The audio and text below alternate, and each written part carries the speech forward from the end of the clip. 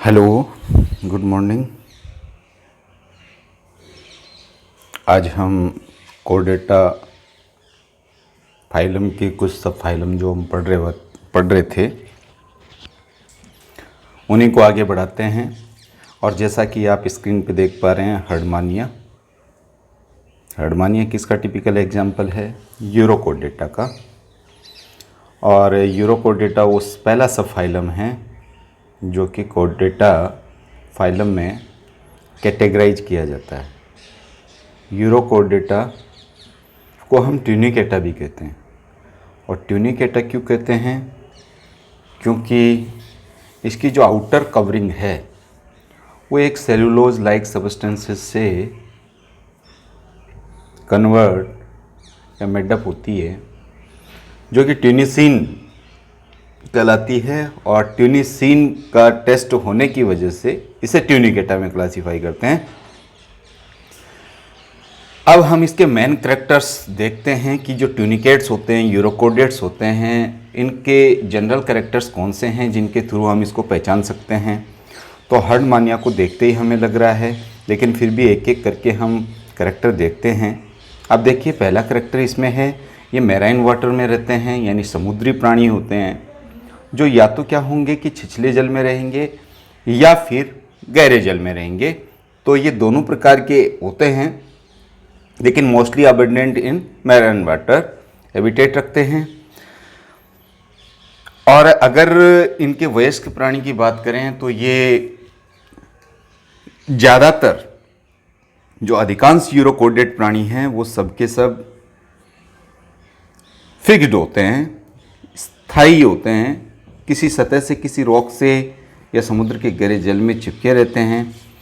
और कुछ ऐसे प्राणी भी होते हैं इनमें जो कि फ्री लिविंग अपना जीवन यापन करते हैं।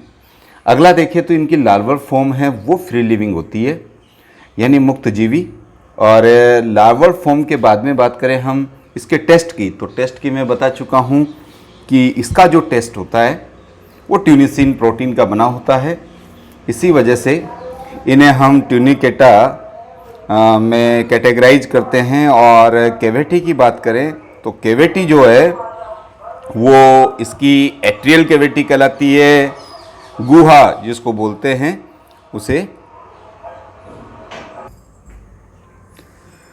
और इसकी कैविटी की बात हम करें तो एट्रियल कैविटी बोलते हैं। और इस एट्रियल जो कैविटी है इसके दो पोर होते हैं, और इन दोनों पोर को हम क्रमशः, एक ब्रैकियल पोर होता है और एक एट्रियल पोर होता है।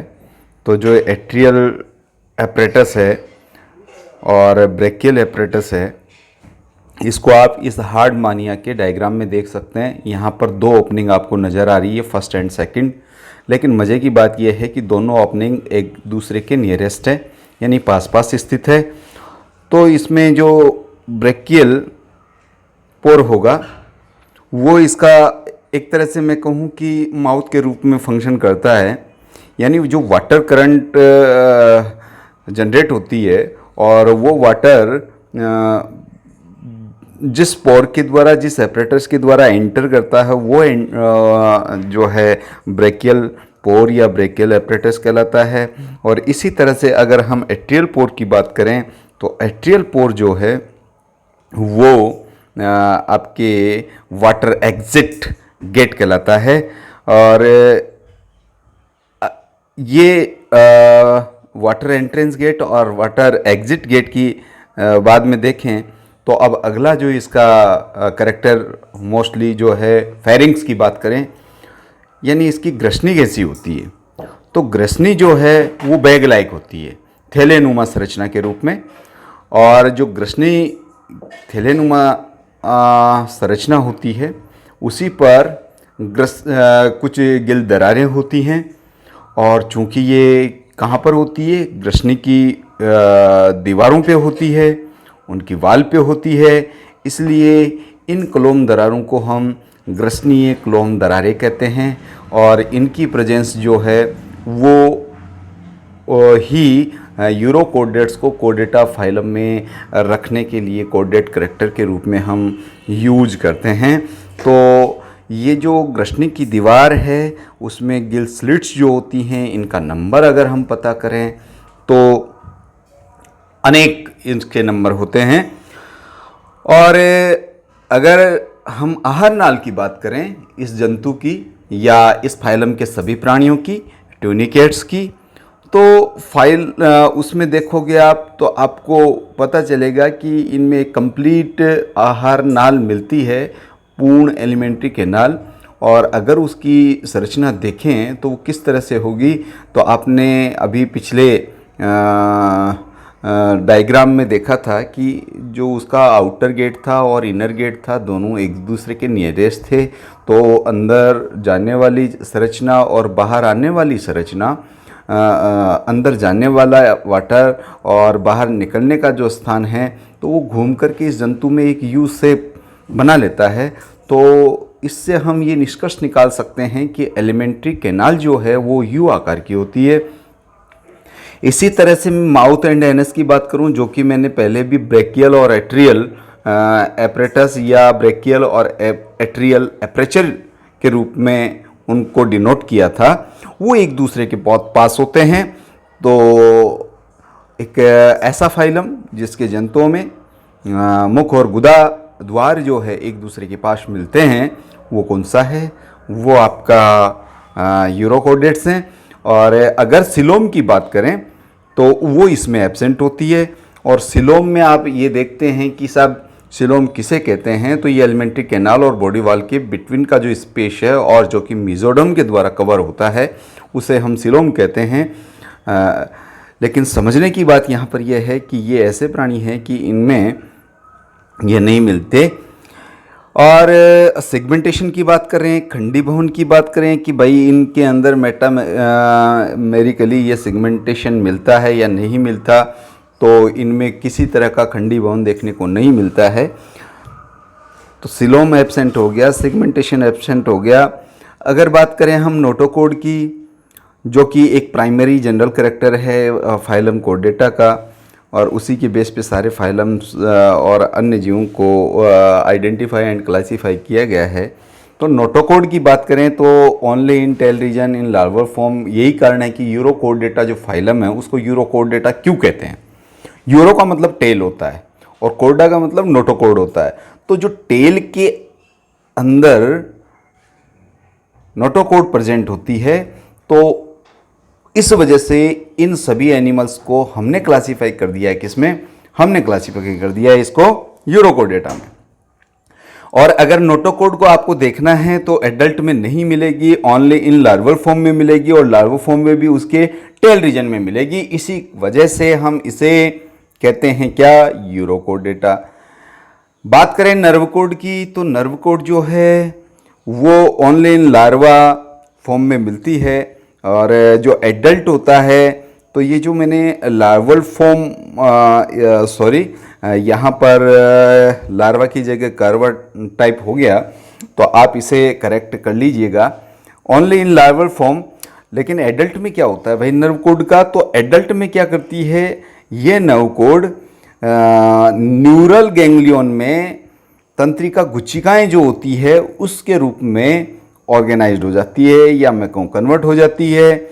अगर इनके दिल की बात करें, हार्ट की बात करें, तो वो नलिकाकार होता है, ट्यूबुलर होता है, हमारी तरह एक मिस्ट लाइक या मैं कहूँ मुट्ठी के आकार का नहीं होता।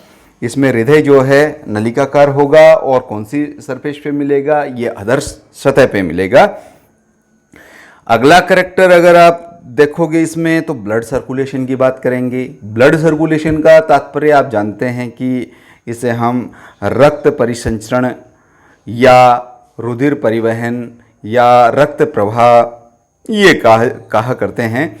तो ब्लड सर्कुलेशन इसमें ओपन टाइप का होगा, यानी खुले प्रकार का होगा। और खुले प्रकार से तात्पर्य यहाँ पर यह है कि ब्लड को one place to other place पर कैरी करने के लिए किसी तरह की ब्लड कैपिलरीज या ब्लड डक्ट नहीं होगी, नलिकाएं नहीं होगी जिनसे होकर के ब्लड बहे। तो फिर हम ये कहें कि दूरस्थ स्थानों पर जो हैं जो एनिमल के अंदर टिश्यूज और सेल्स हैं, उनके जो फार एंड फार एंड्स हैं वहाँ पर ब्लड जो है ओपनली मूवमेंट करता है। जैसा कि हमारे अंदर बहुत सारी रुधिर कोशिकाओं का जाल होता है, वैसा जाल इनमें नहीं मिलता, इसीलिए से इनके ब्लड सर्कुलेशन को हम ओपन टाइप ब्लड सर्कुलेशन में रखते हैं।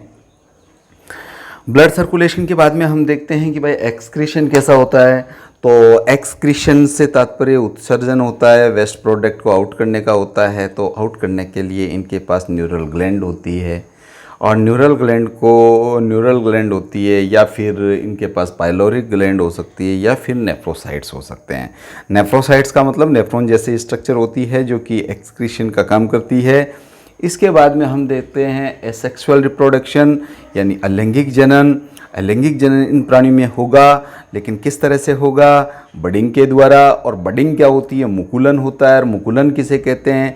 अरे भाई, जनरल बॉडी सरफेस पे एक छोटी सी बड निकलती है, वो ग्रो करती है, और आफ्टर सम टाइम जब वो ग्रो कर जाती है तो डिटेच आउट हो जाती है पेरेंट बॉडी से, और एक अलग सॉलिटरी एनिमल के रूप में जो है कन्वर्ट हो जाती है। तो ये एनिमल की सतह पे बनने वाली जो आउटग्रोथ है, बड है, उसके द्वारा होने वाला जो जनन है वो बडिंग होगा। और बडिंग में चूंकि ये एक ही एनिमल की ज़रूरत पड़ रही है, इसलिए एसेक्सुअल रिप्रोडक्शन के रूप में होगा। अगर बात करें इन प्राणियों के सेक्स की, तो सेक्स ये बाइसेक्सुअल होते हैं। बाइसेक्सुअल का मतलब एक ही प्राणी के अंदर मेल एंड फीमेल दोनों प्रकार के सेक्स ऑर्गन्स देखने को मिलेंगे। तो ये कंडीशन कैसी होगी? बाइसेक्सुअल होगी। और अगर इनमें गैमेट्स जब बनेंगे और वो स्पॉन कर दिए जाएंगे, डिफ्यूज आउट कर दिए जाएंगे बॉडी से, और वो आ जाएंगे वाटर में, और वाटर में आने के बाद में वो मिलेंगे, तो गैमेट्स का फ्यूज़न होगा। वो प्रोसेस फर्टिलाइजेशन कहलाएगा। और जो ये फर्टिलाइजेशन का प्रोसेस है,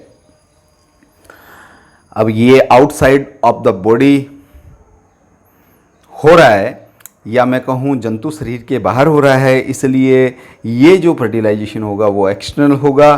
तो जो यूरोकोडेट्स होते हैं उनमें निषेचन की बात करें तो वो बाह्य निषेचन होता है, क्योंकि गैमेट का जो फ्यूजन है या युग्मकों के संलयन की प्रक्रिया है वो शरीर के बाहर होती है, इसलिए इनमें बाह्य निषेचन देखने को मिलता है। और एक सबसे बड़ी बात यह है इस फाइलम की कि इसमें जब लार्वा बनता है तो बहुत एडवांस होता है, या मैं कहूँ कि अनेक ऐसे वेल डेवलप्ड करैक्टर लेके रखता है। सेसाइल नहीं होता, स्थानबद्ध नहीं होता, वो स्वतंत्र रूप से एक स्थान से दूसरे स्थान पर तैरता रहता है। तैरने के लिए उसमें टेल होती है, नवकोड होता है, नोटोकोड होता है, फिन्स होते हैं, ओटोसिस्ट होते हैं। कहने का मतलब बहुत सारे ऐसे करैक्टर्स हैं जो कि लार्वा में देखने को मिलेंगे। लेकिन जैसे जैसे लार्वा से वयस्क बनता है, जैसे जैसे लार्वा एडल्ट में कन्वर्ट होता है, या हम कहें कि मेटामॉर्फोसिस की जब प्रोसेस होती है, मेटामॉर्फोसिस का मतलब होता है किसी भी लार्वा अवस्था का वयस्क में रूपांतरण ही क्या कहलाता है? कायांतरण कहलाता है, मेटामॉर्फोसिस कहलाता है। लेकिन जैसे जैसे ये मेटामॉर्फोसिस की प्रक्रिया होगी, वैसे वैसे क्या होगा? वैसे वैसे होगा सब इनके अंदर जो एडवांस करैक्टर थे वो लुप्त होने लगेंगे। एक फ्री स्विमिंग और फ्री लिविंग वाला जो लार्वा है वो आकर के क्या हो जाएगा? सेसाइल हो जाएगा, टेल उसकी लुप डिजनरेट कर जाएगी, और ऑटोसिस्ट जो है डिजनरेट कर जाएगी, फिन्स डिजनरेट कर जाएंगे। जो हम बात कर रहे थे नोटोकोड और नवकोड की, तो कहने का मतलब बहुत सारे ऐसे वेल करैक्टर्स जो कि लार्वा में प्रेजेंट थे। लेकिन अब वो क्या करेंगे? एडल्ट में जैसे ही उसका मेटामॉर्फोसिस होगा तो वो डिजनरेट कर जाएंगे।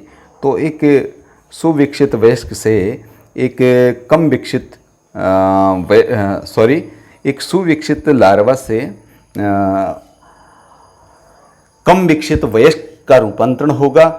और इस तरह का जो रूपांतरण होता है उसको रेट्रोग्रेसिव मेटामॉर्फोसिस या मैं कहूँ प्रतिगामी कायांतरण कहते हैं। और प्रतिगामी कायांतरण का मतलब होता है कि सब कुछ विशिष्ट लक्षणों का जो है गायब होना या लुप्त होना और एक कम विशिष्ट लक्षणों युक्त वयस्क का रूपांतरण हो जाना। तो वैसे हम रेट्रोग्रेसिव मेटामॉर्फोसिस हर्डमानिया का एग्जाम्पल लेकर के डिटेल में स्टडी करेंगे। तो कुछ मेन करेक्टर्स जो हमने देखे थे इसके यूरोकोडेट्स फाइलम के, तो आप इन यूरोकोडेट फाइलम के जनरल करेक्टर्स को देख सकते हैं, अपने नोट्स बना सकते हैं, अपने दोस्तों को शेयर कर सकते हैं। अगले वीडियो में हम ये प्रयास करेंगे कि जो यूरो कोडेटा सब फाइलम है, इस फाइलम के जो इतने जनरल करेक्टर पढ़े, तो इसकी जो क्लासेज हैं उनके बारे में भी हम डिटेल में स्टडी करेंगे और आप इस को लर्न कर सकते हैं, देख सकते हैं और अपनी स्टडी को कैरी ऑन रख सकते हैं। Thank you.